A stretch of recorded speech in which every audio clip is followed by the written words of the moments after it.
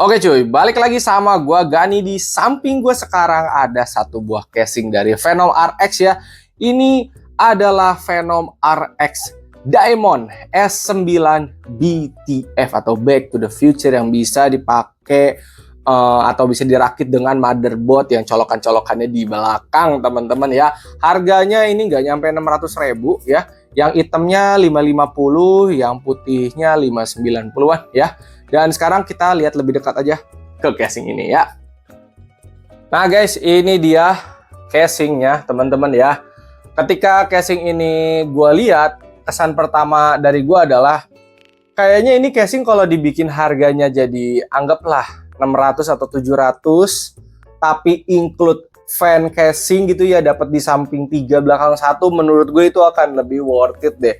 Karena ini datangnya batang casing aja teman-teman ya, casing pure, bener-bener casing aja ya, tidak ada fan-fannya. Jadi kalau kalian rakit casing ini, budget untuk fan casing mungkin akan banyak ya. Oke, kita ke atas ya. Di sini ada dust filter ya, gede ya.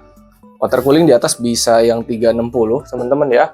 Di sini untuk tombol-tombolan ada power reset, audio jack USB 2, USB 3 ya. USB-nya masing-masing dapat satu, belum dapat Type C ya. Oke, ini jujur gue belum tahu cara bukanya teman-teman. Kita lihat aja ya, harusnya sih gampang ya. Dia tidak ada manual-manualan ya. Dan kalau gue lihat, oke, ini tanggal tarik ya. Sip. Jadi sistemnya tanpa baut untuk tempered glassnya ya, dan dia tebal, cukup tebal ya untuk harga 500-an. Oke, ini kita pinggirin dulu. Nah guys, motherboardnya bolong ya di sini ya. Ini untuk motherboard yang BTF ya, atau Back to the Future ya. Bener ya guys ya, BTF itu Back to the Future kalau nggak salah, yang colokannya di belakang aja biar lebih rapi ya. Sampai sekarang gue belum pernah sih ngerakit pakai motherboard yang BTF gitu, jadi pakai motherboard yang biasa ya. Dan ini pakai motherboard yang biasa juga bisa teman-teman ya. Oke, kita lihat ya, motherboard udah jelas ya, ATX aja guys ya. Kalian nggak usah pakai micro atau mini, malah jadi kopong nanti ya. Kalau fan casing ya, di belakang 1x120, ini di samping bisa 3120, 3140. Di bawah juga harusnya ini bisa 3120, 3140, dan di atas 3120 dan 3140.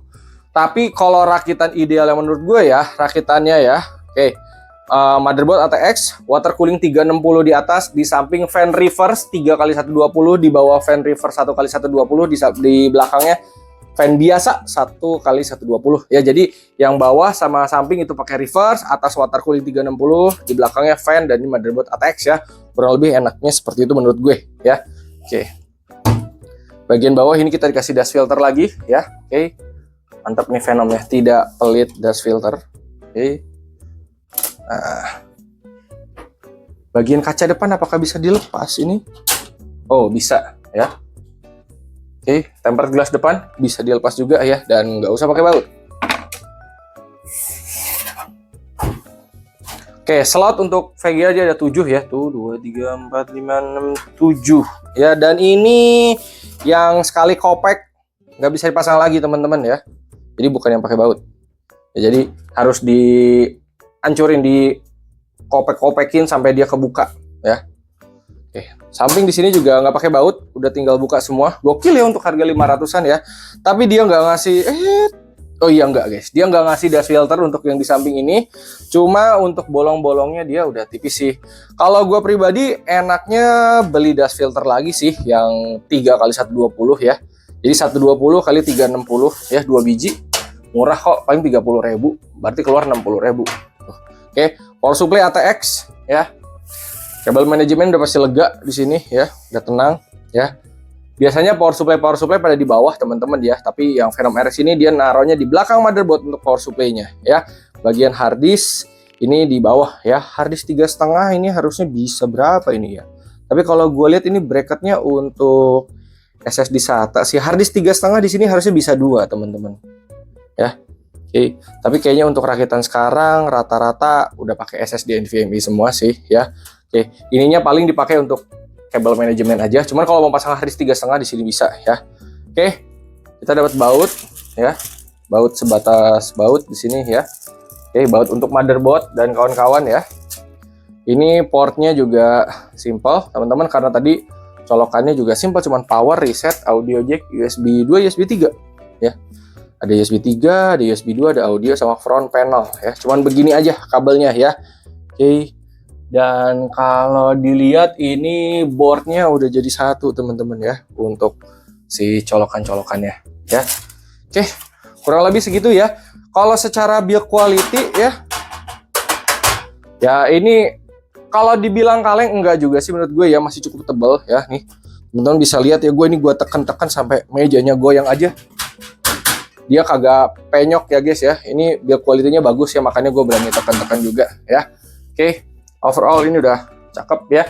Di harga berapa tadi, 550 ribuan untuk yang hitam, yang putihnya 590 ya. Kalau misalkan teman-teman minat, gas aja. Menurut gue ini worth it. Cuman gue saran buat Venom RX, lebih baik lo kasih fan guys ya. Di samping 3 reverse, belakang 1x120 ya, ARGB. Syukur-syukur yang bawah kasih fan ARGB ya. Gak apa-apa harganya jadi 600 atau 700, menurut gue itu akan lebih hemat budget ya.